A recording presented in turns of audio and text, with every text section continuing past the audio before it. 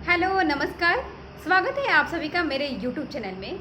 आज के इस वीडियो टॉपिक है जो सुप्रीम कोर्ट का वर्डिक्ट अभी आया है 26 मई को कि सेक्स वर्क जो है एज अ प्रोफेशन रिकॉग्नाइज किया जाएगा।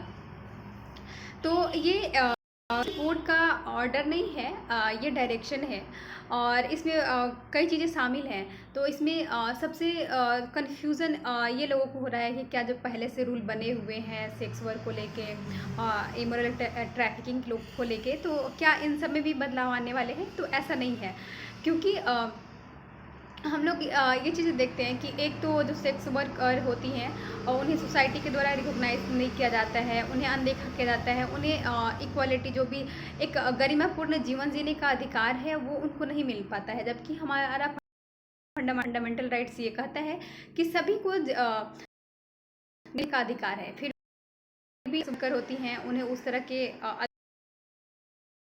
अधिकार का लाभ नहीं ले पाती हैं। तो सुप्रीम कोर्ट का कहना ये है कि में है तो उन्हें पुलिस द्वारा अत्याचार नहीं किया जाए।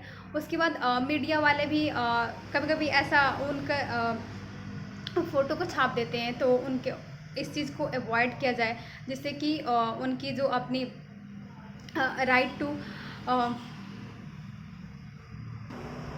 जो उनकी निजता के जो अधिकार हैं वो हनन होते हैं। या फिर उसके साथ ही अगर कोई सेक्स वर्कर है और उसके बच्चे हैं और रेट होता है पुलिस के द्वारा और वहाँ पे जो भी बच्चे पकड़े जाते हैं तो वो उस महिला के बच्चे होते हैं, फिर भी उनको बच्चों से अलग कर दिया जाता है।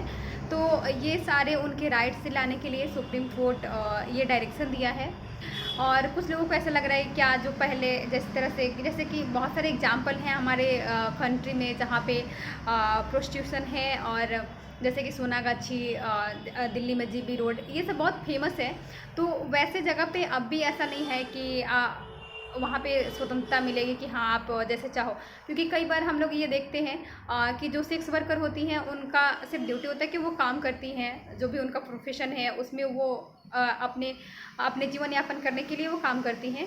लेकिन उनका जो हेड होता है वो कोई बहुत बड़ा आदमी होता है और महिलाओं को, बहुत सारे लड़कियों को इमोरल ट्रैफिकिंग के द्वारा उसमें फंसाया जाता है और फिर उनसे ये सारी चीज़ें करवाई जाती हैं।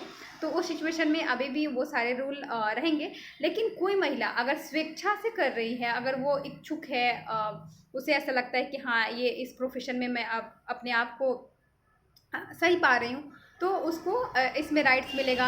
उसके बाद में सेक्स वर्कर जो होती हैं उन्हें कई तरह की समस्याएं होती हैं, जैसे कि कई बार उनके कंसेंट के बिना भी उनके साथ सेक्सुअल हरासमेंट होता है। लेकिन जब वो पुलिस के पास आती हैं तो पुलिस ऐसा उनका केस लिखने से इनकार कर देता है कि आप लोगों का काम ही यही है। मतलब बहुत तरह के, जैसे कि आपको तो पता है कि जब हम भारत में थाने में जाते हैं, पुलिस स्टेशन जाते हैं, तो अगर एक महिला थाने में जाती है तो उसे कितनी तरह की समस्याओं का सामना करना पड़ता है।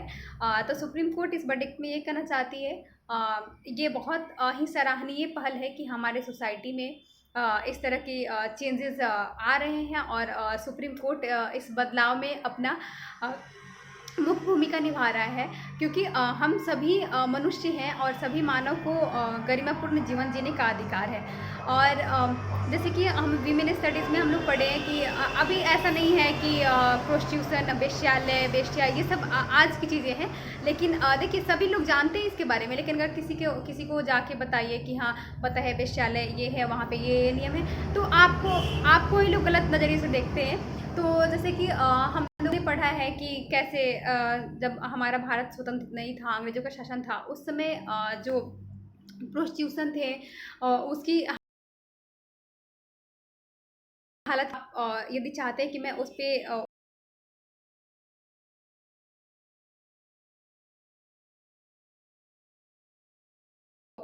जिसमें कि आप लोगों को दिख रहा होगा, ये राधा कुमार का बुक है। इसमें मतलब डिटेल में तो नहीं है, लेकिन फिर भी थोड़ा सा दिया हुआ है कि हाँ कैसे प्रोस्टिट्यूशन हाँ हमारे कंट्री में उस टाइम था, और उस टाइम जो वेश्या थी उन लोगों की स्थिति क्या थी। उसके